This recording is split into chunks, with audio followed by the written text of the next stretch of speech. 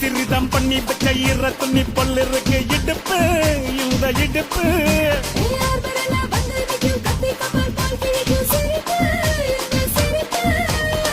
நண்டு சுப்பெடுத்து ரெண்டு பேருக்கு சேர்த்துக்கிட்டா எம்மாத்துக்கு மேயாட்ட ஒண்ணு போட்டுக்கிட்டா